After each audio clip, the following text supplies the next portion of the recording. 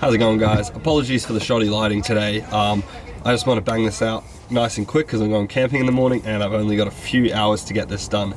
So I just wanted to run you through how to install the JDM grab bars that you can get for the RD1 CRV. I got mine from a local wrecker.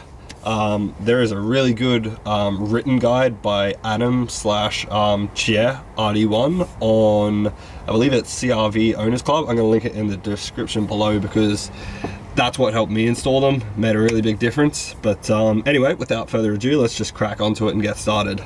Now, this is going to feel a little bit weird and tight because, well, there's not really much space to play with back here, but look, just bear with me and we'll get through it. So the first thing you're going to need is obviously your JDM rear grab bars. There is a right and a left, so make sure you check.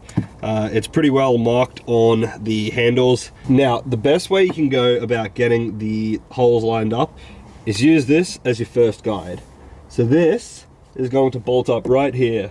So you just want to get this little plastic cover off. Okay, so once you get that little plastic plug removed, have a look inside. You'll see there's actually a little hole already pre-drilled there. Unfortunately, it's not wide enough for the riv nut to actually go through, so we need to widen it.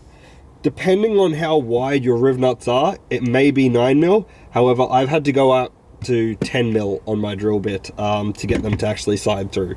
So depending on how wide your riv nuts are, these must be a little bit wider. I'm using alloy ones. I did start off using these stainless ones because they've got a serrated edge, so it clamps onto the metal better, because I have had bag cases of these alloy ones slipping and spinning in place.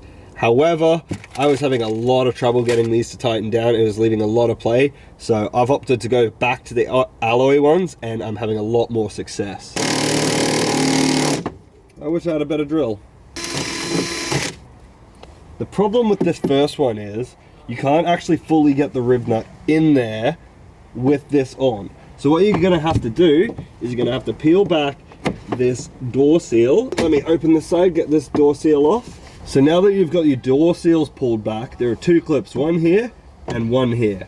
You can also go ahead and remove the lower piece of plastic to give a lot more play, because you will have to remove that eventually anyway to wiggle this thing out of place. So I've just released the first clip. The trick here is that you can rotate this to the side so you can slide this over it, so that when you pop this second clip, the second clip right up here, this will just come right off, and then you'll have full access to this hole back here.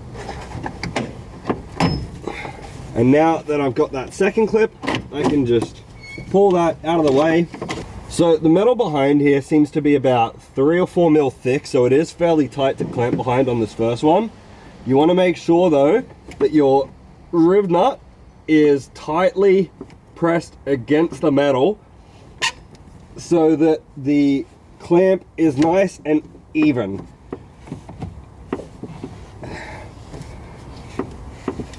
Oh, that was very difficult. That is, however, by far the hardest riv nut to get in. And once that's done, you can go ahead and put the plastic back over it. Make sure when you put the plastic back over it that you're pressing the clips back into place. 1 and 2. Now that we have that first riv nut in, we can just go ahead and do a test fit. So you want to get one of your silver screws. There are different sizes for these screws to mount them. So the silver screws are for the shorter bits and the gold screws are for the longer bits. So we're going to grab one of the short ones. I'm going to slide it through into its little spot. And we're just going to finger tighten that one down now, just so we can use that to line up the rest now. So now, using this as a template, you can either get your screws or a screwdriver, and you just want to poke a hole through your carpet. If you do it right, your screwdriver or screw should go completely through the carpet and you should feel it continue through.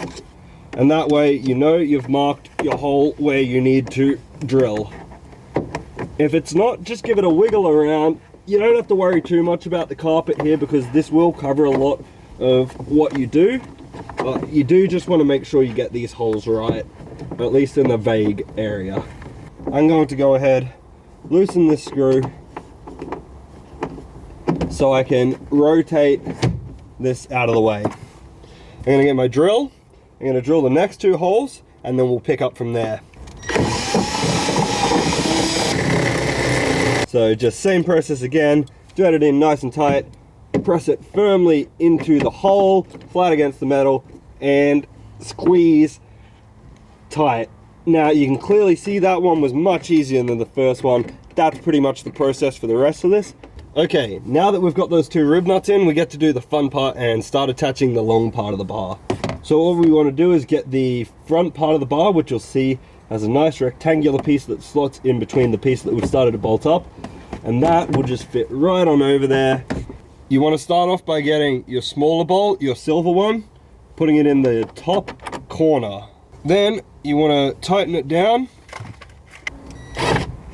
Now, a neat little thing to note is that these actually have a bit of wiggle room, and you can see right through. So I can see right now that that riv nut is lining up perfectly.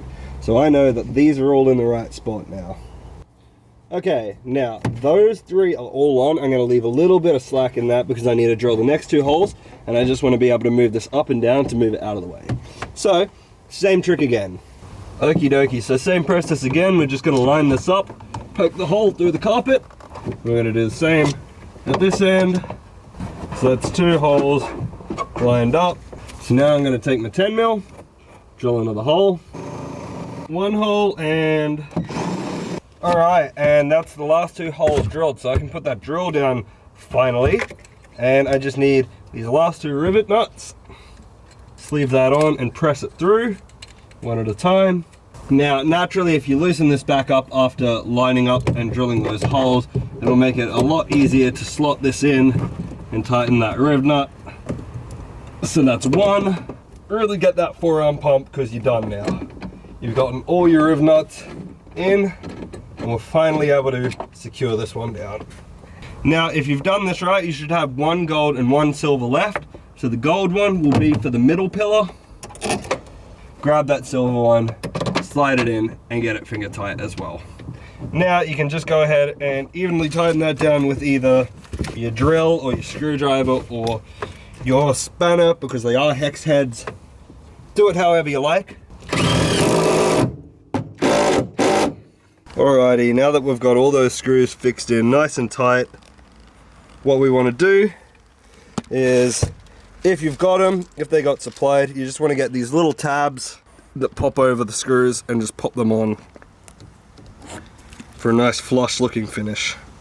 Alrighty guys, and there you have it. That is everything you need to know to install the rear grab bars in your RD1 CRV. I hope this video helped. If it did, give us a big thumbs up, maybe think about subscribing. If it didn't, give us a stinky thumbs down and tell us in the comments why it sucked.